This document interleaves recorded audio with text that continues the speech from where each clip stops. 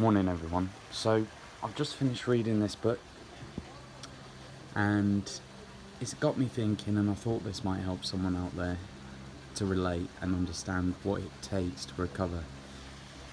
So why did I get well? Why did I recover? What did I do that enabled my body to shift years of chronic illness?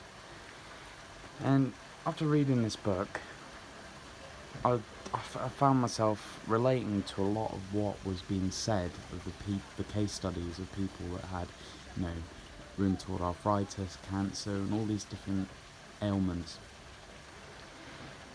And the correlation is the personality type.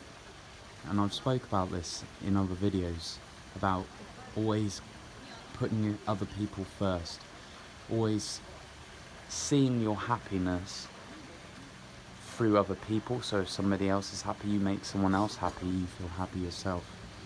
And what ends up happening is you're neglecting yourself, you're neglecting your needs, you're neglecting your own body, your own mind, your own life. And I've spoke about this in the past, but when I recovered, I put myself first every single time, without fail. And I think a bit of the learning curve for me has been that it's all well and good when I was at my worst and I recovered, because I was isolated. And it's very easy to put yourself first when you're isolated because there's no one else to put first. And I believe that's a big part of why I recovered, and why I felt like at the time isolation was the only way I could recover.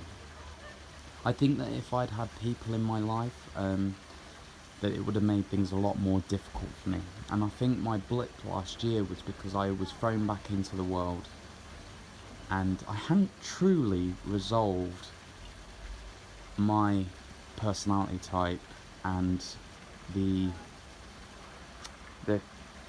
what would you say, the traits that got me where I was in the first place. Obviously there were so many things that got me to where I was. I don't think I would have been ill in the first place, possibly not, if I hadn't been given a MMR vaccine on top of antibiotics while eating a shit diet and staying up late at night and all the other things that caused me to get where I was. So that blip last year, I think a big part of it was I hadn't really truly changed those traits because I isolated myself to recover. And that's something is an ongoing process for me. And it's very difficult to break those traits, and it's something you grow up and you develop in childhood. And, I really recommend this book for anyone listening to this video and struggling with a chronic illness, because, like I've said before, you have to treat a chronic illness from all sides. You have to explore everything. It's everything that needs to change to recover. So many people just want to change one thing to recover, and it's realistically that's not what it takes. So I thought I'd share that with you. It's just to give this book a go. It's When the Body Says No by Gabor Mate. And realise that your personality, if you're somebody that's very giving and putting other people first and worrying about being guilty, or always predicting someone's reaction to something you'll say first before saying how you truly feel, and if that's something you're doing, that's something that's gonna have to change. And the problem with it is that you're stuck in a situation where you probably can't financially support yourself. You're relying on that other person. So to create waves in an already shit condition in a situation is going to make things even more difficult.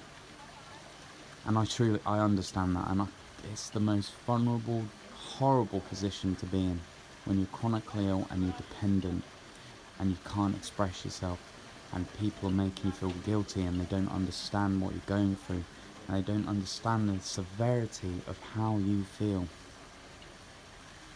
It's horrible. There's no two ways about it. It is horrible.